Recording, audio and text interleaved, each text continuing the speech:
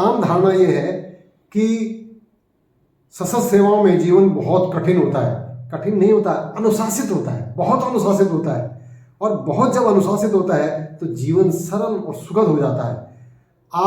आपको कोई हेल्थ का प्रॉब्लम नहीं होता कि आपका, क्योंकि टेंशन नहीं है, आपको सारी सुविधाएं हैं, तो आपका जीवन जो है खुशहाल है, जिसकी वजह से आपका स्वास्थ्य भी बहुत है। आप उनकी पर्सनालिटी को देखिए और अपना जो है देखिए, कितना डिफरेंस आता है। तो यहाँ पर अनुशासित होना, लोगों के अंदर भ्रम है कि अनुशासित जीवन मतलब कठोर जीवन। नहीं, कठोर जीवन नहीं। अनुशासित जीवन माने नियमित जीवन, सरल जीवन और सुखद जीवन और बहुत ही आनंदमय जीवन। उसको ध्यान से देखें।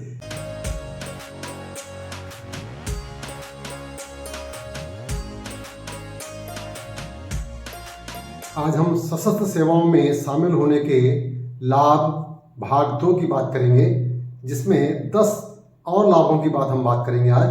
तो आज का जो पहला है, यानी जो टोटल में से अगर हम बात करें तो 11वां है, राष्ट्र सेवा, गौरव और उद्देश्य की भावना। सशस्त्र सेवाओं में होना देश की सुरक्षा और भलाई में सीधे योगदान देना है। राष्ट्र की सेवा करने से गर्व और उद्देश्य की गहरी भावना पैदा होती है, जो देश की सुरक्षा और कल्याण में विशिष्ट योगदान देती है। यहाँ पर मुझे धनंजय सिंह जी की कविता भारत माँ आशीष तेरा की कुछ लाइनें याद आती हैं, मैं आपके साथ साझा करता हूँ।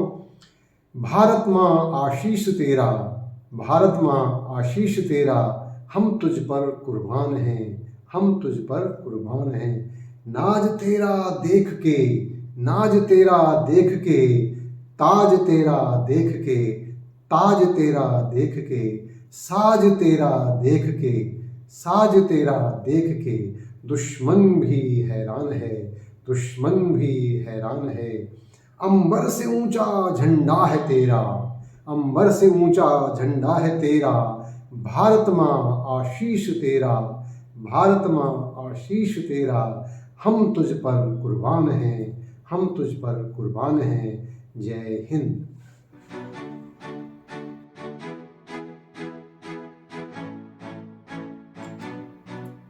बारहवां है प्रतिष्ठा और सम्मान। समर्पण, बलिदान और प्रतिबद्धता के कारण भारतीय सशस्त्र सेवाओं में सेवा करना समाज में एक अत्यधिक सम्मान की बात है। राष्ट्र के प्रति दिए गए बलिदान और समर्पण के लिए समाज में प्रतिष्ठा और सम्मान के पात्र होते हैं। 13वां संकट प्रबंधन कौशल। सैन्य प्रशिक्षण व्यक्तियों को उच्च दबाव वाली परिस्थितियों में और उनको संभालने, त्वरित निर्णय लेने और तेजी से बदलती परिस्थितियों के अनुकूल अपने आप को ढालने या अपने अनुकूल उसके होने की क्षमता से सुसज्जित यानी लैस करता है। यहाँ पर मैं इस भी कहना भी चाहूँगा कि उस पथ की पथिक कुशलता क्या जिसमें बिखरे सूल न हो, उस पथ की पथिक कुशलता क्या जिसमें बिखरे सूल न हो, और नाविक की धैर्य परीक्षा क्या यदि धाराएं प्रतिकूल न हो, नाविक की धैर्य कुशलता क्या यदि धाराएं प्रतिकूल न हो। यानी सेना के अंदर व्यक्तित्व का निर्माण इस तरह से कर दिया जाता है कि वहाँ पर जो विपरीत परिस्थितियां हैं, प्रतिकूल परिस्थितियां ज़्यादा भारी पड़ती हैं या इनका साहस ज़्यादा भारी पड़ता है।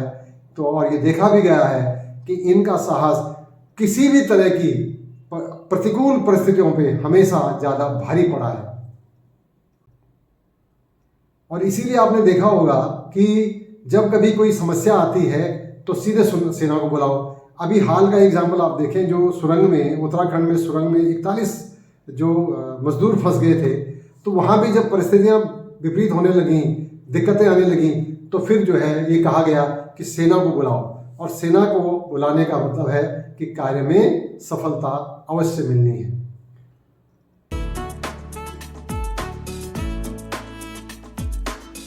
चौदहवां है वैश्विक एक्सपोजर यानी वर्ल्ड वाइड एक्सपोजर।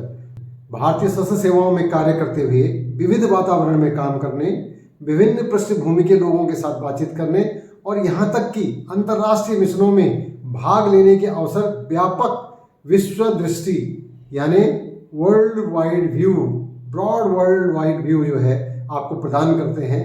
विभिन्न राज्यों या देशों में पोस्टिंग के दौरान वहाँ की संस्कृति को देखने, जानने और बहुत कुछ सीखने का मौका मिलता है। लोगों के साथ सौहार्द बढ़ता है, लोगों की एक दूसरे के लिए सम्मान पैदा करता है, एक दूसरे के कल्चर के लिए जो है सम्मान पैदा होता है, और अंतोतगत्वा जो है वसुधैव कुटुम्बकम की भावना पुरजोर की तरह से बलवती होती है।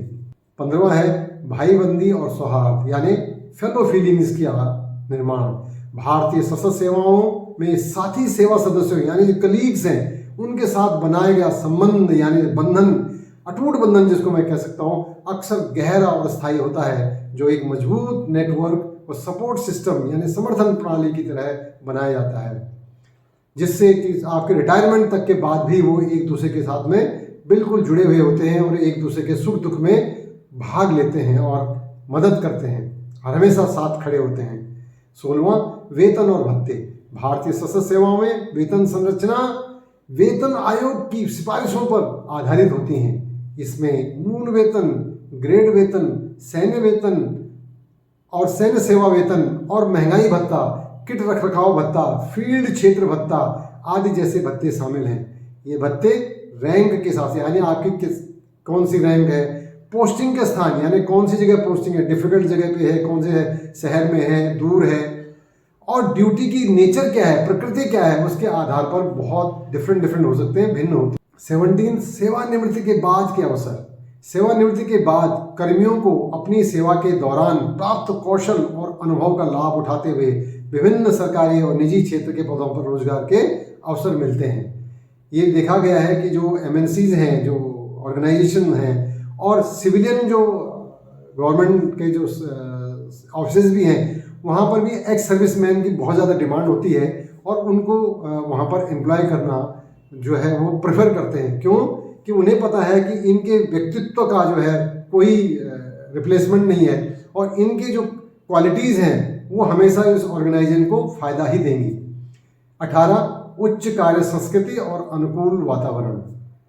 सशस्त्र बलों के कैंपस परिसर बहुत साफ सुथरे, प्रदूषण मुक्त, अच्छी तरह से व्यवस्थित होते हैं।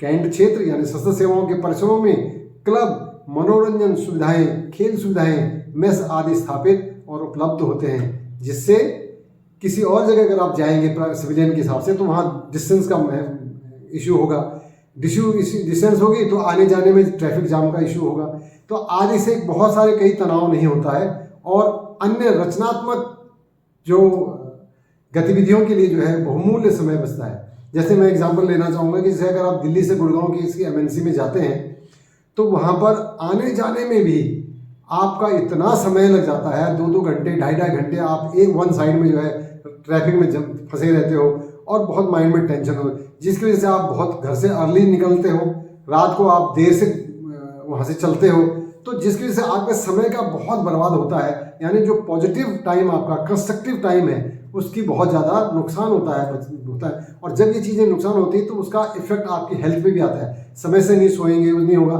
तो आपकी हेल्थ भी गड़बड़ होगी।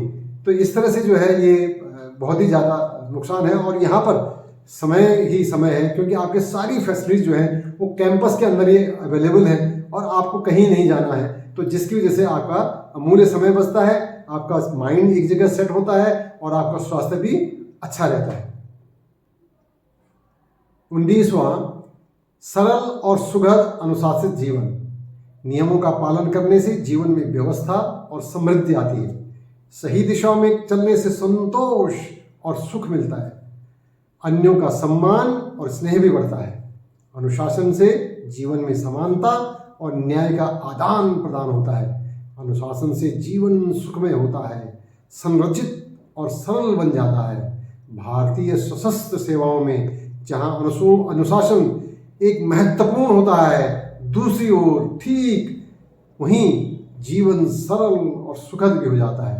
अभी जैसे मैंने बताया कि आप जब ट्रैवलिंग के लिए जो है सोनीपत से दिल्ली आ रहे हैं या दिल्ली से जो है गुड़गांव जा रहे हैं तो आपको ट्रैवलिंग में और बहुत सारी यात्रा में इतना असुविधा होती है, चाहे अपनी गाड़ी से जाएं या पब्लिक ट्रांसपोर्ट से जाएं, तो आपको बहुत सारी परेशानियों का उठाना पड़ रहा है। उसके लिए आप जो है अर्ली मॉर्निंग जाग रहे हैं, लेट नाइट में आ रहे हैं, तो आपका जीवन क्या है, कष्टमय हो रहा है।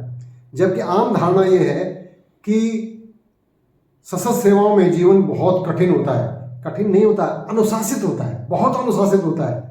और बहुत जब अनुशासित होता है तो जीवन सरल और सुखद हो जाता है। आपको टेंशन बहुत ज़्यादा हो रखी है, यहाँ पर टेंशन नहीं है।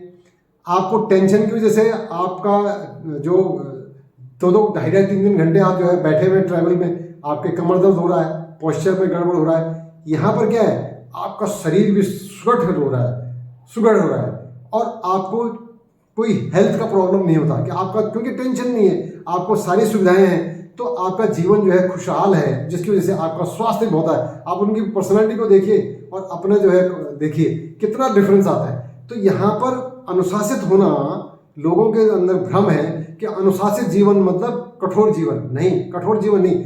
अनुशासित जीवन माने नियमित जीवन, सरल जीवन और सुखद जीवन और बहुत ही आनंदमय जीवन। उसको ध्यान से देखें। और 20वां है अन्य सुविधाएं। अन्य सुविधाएं यानी सशस्त्र सेवाएं विभिन्न सुविधाएं प्रदान करती है, जैसे आवास, आपको वहीं रेजिडेंस होता है, आपका फ्री रेजिडेंस मिलता है, राशन मिलता है, और नहीं तो आपको सब्सिडी यानी रियायती दरों पर जो है बहुत ज़्यादा छूट मिलती है। वहाँ कैंटीन की जो सुविधा होती है उसके अंदर, सैन्य स्कूलों में बच्चों के लिए रियायती शिक्षा होती है, आने जाने के लिए आपकी फैसिलिटी वहीं से होती है, यानी परिवहन की सुविधा आपको होती है, और सैन्य क्लबों और मनोरंजक सुविधाओं तक, स्पोर्ट्स के अंदर बहुत सारी चीज़ें वहाँ पूरा का पूरा। और आप स्पोर्ट्स के अंदर ही आप जीवन में आप आगे बढ़ सकते हैं, इतने अवसर मिलते हैं। जो नीरज चोपड़ा को देखिए, सेना में रहने से जो है ना गोल्ड मेडल ले आए, तो नाम का नाम और काम का काम और दाम के दाम, कितना बढ़िया है, इससे बढ़िया चीज़ मिल ही नहीं सकती।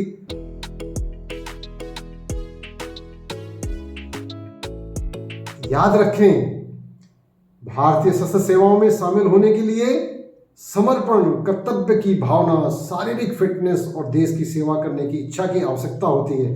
क्यों? जहां इतनी सुविधाएं आपको मिलती हैं तो वहां आपसे एक्सपेक्टेशन है कि आपके अंदर समर्पण का भाव हो, कर्तव्य निष्ठा हो, आपकी शरीर जो है बिल्कुल एकदम सुदृढ़ हो और देश की सेवा का जज्बा आपके अंदर हो। यह एक ऐसा रास्ता है जो प्रतिबद्धता की मांग करता है, लेकिन बेहद फायदेमंद हो सकता है। इसलिए ध्यान रखें, इसके विचार करें और सेना में भर्ती यानी शामिल होने का जो है एक जज्बा पैदा करें अपने आप में, और लोगों को भी समझाएं, अपने दोस्तों को भी दें। और ये वीडियो अगर आपको अच्छा लगा हो तो इसको लाइक करना ना भूलें, और इसको अपने दोस्तों के साथ साझा भी करें, क्योंकि हो सकता है आपके एक साझा करने से, एक क्लिक करने से उसने उसको देखा और उसके भी इसका मन बनाया, तो उसका एक सेना में अगर वो शामिल होने का उसको अवसर मिल गया, तो समझ लीजिए उसका ही नहीं, उसके परिवार का ही नहीं, बल्कि पूरी पीढ़ी में चेंज आता है। तो इसलिए वो पुण्य का भागी आप हुए होंगे। और अभी तक अगर चैनल को आपने सब्सक्राइब नहीं किया तो चैनल सब्सक्राइब जरूर कर लें भाई, और ताकि आपको आगे की वीडियो मिलेंगे। इस तरह से और भी आगे सेना के ऊपर, एयरफोर्स के ऊपर जो बहुत सारी वीडियो बनाने वाले हैं। इसके अलावा और बहुत सारे भी होंगे, फील्ड्स के होंगे, रिक्रेशन के वाले भी होंगे, तो उनको जरूर आप मिस नहीं करेंगे, वो अपने आप ही आपके पास मिल जाएंगे। इसलिए चैनल को सब्सक्राइब जरूर करें और अपनी तैयारियां, यानी जो उद्देश्य आपने लिया है उस उद्देश्य को मन में बिठा कर रखें और तैयारियां करते रहें, निरंतर काम करते रहें, कठिन परिश्रम करते रहें, क्योंकि there is no option, there is no replacement of hard work for the success. यानी अगर आप हार्ड वर्क करते हैं तो सक्सेस जो है यानी सफलता आपके कदम चूमेगी। तो there is no alternate of hard work, यानी कठोर परिश्रम का जो है कोई विकल्प नहीं है सफलता के लिए। तो इसलिए परिश्रम करते रहें, मेहनत करते रहें। All the best, thank you.